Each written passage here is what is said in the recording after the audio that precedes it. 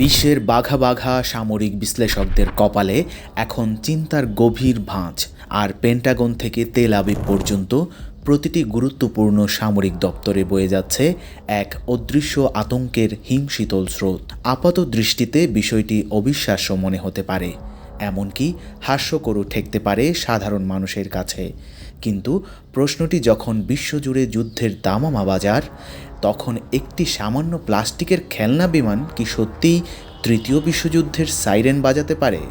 শুনতে অদ্ভুত শোনালেও আন্তর্জাতিক নিরাপত্তা বলয়ে এখন এই একটি প্রশ্নই তোলপাড় সৃষ্টি করেছে।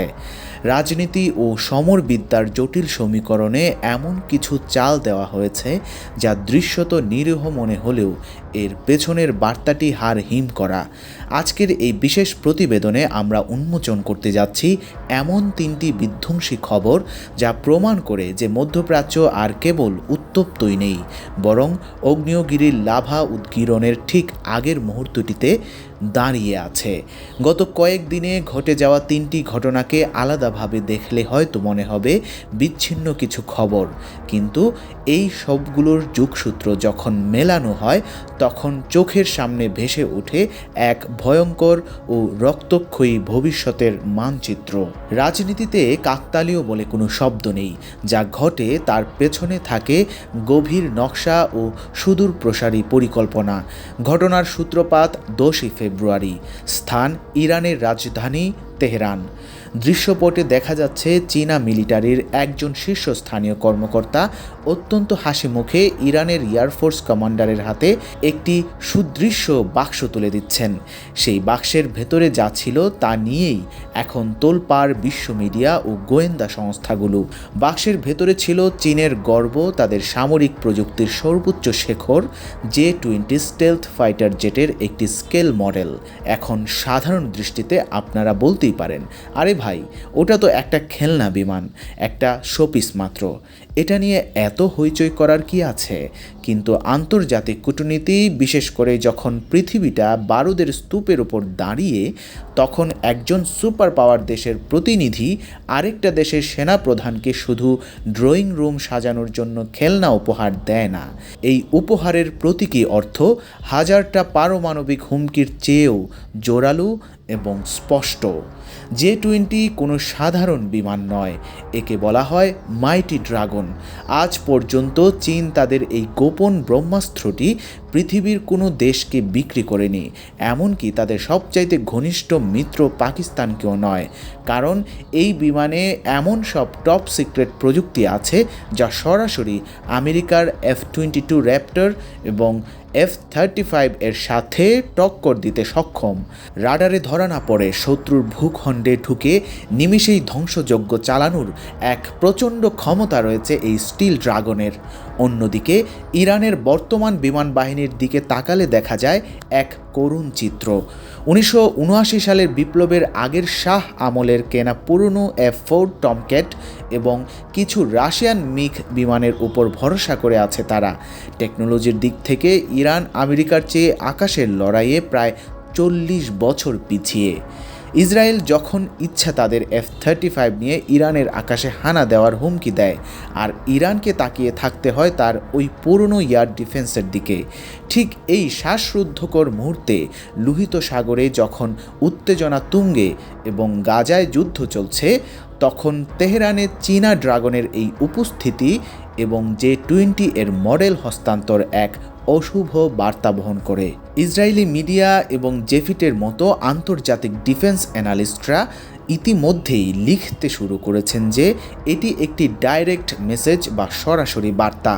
চীন বিশ্বকে, বিশেষ করে ওয়াশিংটনকে এটা বোঝাতে চাইছে যে যদি তোমরা ইরানের উপর মাত্রাতিরিক্ত চাপ সৃষ্টি করো, তবে আমরা আমাদের এই গোপন ড্রাগন ইরানের হাতে তুলে দিতে দ্বিধা করব না। একবার ঠান্ডা মাথায় ভাবুন, যদি সত্যিই আগামীতে 5-10টা J-20 ফাইটার জেট ইরানের হাতে চলে আসে, তবে মিডল ইস্টের পুরো পাওয়ার ব্যালেন্স বা শক্তির ভারসাম্য এক রাতেই বদলে যাবে। ইসরায়েল যে এয়ার সুপিরিয়রিটি বা আকাশপথের একচ্ছত্র আধিপত্য নিয়ে এত গর্ব করে, তা নিমেষেই ধুলোয় মিশিয়ে যাবে। এটি আমেরিকার নিষেধাজ্ঞার মুখে চীনের এক চপেটাঘাত। চীন যেন বলছে, তোমাদের নিষেধাজ্ঞা আমরা মানি না এবং আমাদের কাছে এমন তাস আছে যা খেললে তোমাদের পুরো গেম প্ল্যান ভেস্তে যাবে। যদিও বাস্তবতা হলো চীন কালকেই এই বিমান ইরানকে দিচ্ছে না, কারণ এর জন্য পাইলট ট্রেনিং ও লজিস্টিক সাপোর্টের প্রয়োজন। কিন্তু এই মডেল দিয়ে তারা বুঝিয়ে দিল দরজাটা খোলা আছে। এটি এক ধরনের মনস্তাত্ত্বিক যুদ্ধ, যেখানে চীন আমেরিকাকে ভয় দেখাচ্ছে এবং নিজেদের উপস্থিতির জানান দিচ্ছে। এর ঠিক পরের দিন অর্থাৎ 11ই ফেব্রুয়ারি ঘটে দ্বিতীয়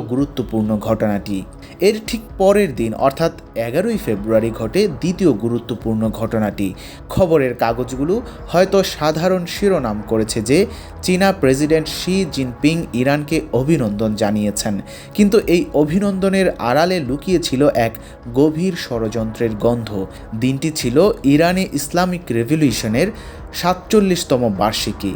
এই বিশেষ দিনে শি জিনপিং ইরানের বর্তমান প্রেসিডেন্ট মাসুদ পেজেশকিয়ানকে একটি রহস্যময় বার্তা পাঠান। তিনি বলেন, চীন এবং ইরান শুধু পার্টনার নয়, আমরা বন্ধু, আর আমরা এই বন্ধুত্বকে আরও গভীর করতে চাই। তিনি কোঅপারেশন বা সহযোগিতাকে নেক্সট লেভেল বা পরবর্তী ধাপে নিয়ে যাওয়ার কথা উল্লেখ করেন। আন্তর্জাতিক সম্পর্কের ক্ষেত্রে এই শব্দচয়নগুলো অত্যন্ত মারাত্মক। যখন শি জিনপিং বলেন সম্পর্ক গভীর করবেন, তখন তিনি আসলে কি বোঝাচ্ছেন? 2021 সালে চীন ও ইরানের মধ্যে 25 বছরের যে $400 বিলিয়ন স্ট্র্যাটেজিক চুক্তি হয়েছিল, তার কথা আমাদের মনে আছে। এতদিন সেই চুক্তি ছিল মূলত তেল আর ব্যবসার আড়ালে, কিন্তু আজকের এই বার্তা প্রমাণ করে যে চীন এখন আর পর্দার আড়ালে থাকতে চাইছে না। আমেরিকা যখন ইরানকে এক ঘরে করে ফেলার আপ্রাণ চেষ্টা করছে, তখন চীন বুক চিতিয়ে বলছে, আমরা ইরানের সাথে আছি। এই বন্ধুত্বের বার্তা কি শুধুই কূটনৈতিক শিষ্টাচার? একদমই না। চীন ব্যবসায়ী দেশ, তাদের প্রতিটি শব্দের পেছনে থাকে লাভ ক্ষতির হিসাব। তারা জানে আমেরিকার সাথে টক্কর দিতে হলে মধ্যপ্রাচ্যে তাদের একটি শক্তিশালী ঘাঁটি দরকার, আর ইরান হলো সেই পারফেক্ট ঘাঁটি। শি জিনপিংয়ের এই বার্তার টাইমিংটা লক্ষ্য করুন। এর মানে কি চীন এবার ইরানের সামরিক শক্তি বাড়াতে সরাসরি সাহায্য করবে? এর মানে কি ইরানের মিসাইল প্রোগ্রামে চীন টেকনিক্যাল সাপোর্ট দিবে? নাকি সেই J-20 বিমানের মডেল উপহার দেওয়াটা এই গভীর বন্ধুত্ব এরই প্রথম ধাপ? যখন সবাই ভাবছে চীন শুধু ব্যবসা করতে চায়, তখন চীন আসলে চুপিসারে একটি অ্যাক্সিস বা অক্ষশক্তি তৈরি করছে। রাশিয়া, চীন এবং ইরান, এই ত্রিভুজ এখন আমেরিকার চোখের বালি। শি জিনপিংয়ের এই বার্তা সেই ত্রিভুজকে আরও ইস্পাত কঠিন করার একটি আনুষ্ঠানিক ঘোষণা মাত্র, যা পশ্চিমাদের মাথা ব্যথার কারণ হয়ে দাঁড়িয়েছে। কিন্তু দর্শক, সবচেয়ে ভয়ের এবং আতঙ্কের খবরটি এখনও বাকি। এতক্ষণ আমরা কূটনীতি আর মডেল বিমানের কথা বলছিলাম, যা ছিল ভবিষ্যতের ইঙ্গিত, কিন্তু এখন যা বলবো তা থেকে সরাসরি তাজা বারুদের গন্ধ পাওয়া যাচ্ছে। গত 12ই ফেব্রুয়ারি ইউএস সেন্ট্রাল কমান্ড সেন্টকম কিছু ছবি প্রকাশ করেছে, যা মধ্যপ্রাচ্যের সমীকরণে নতুন আতঙ্ক যোগ করেছে। ছবিতে দেখা যাচ্ছে মধ্যপ্রাচ্যের কোনো এক গোপন ঘাঁটিতে আমেরিকান পাইলটরা তাদের AH-64 অ্যাপাচি অ্যাটাক হেলিকপ্টার নিয়ে ব্যাপক মহড়া দিচ্ছে।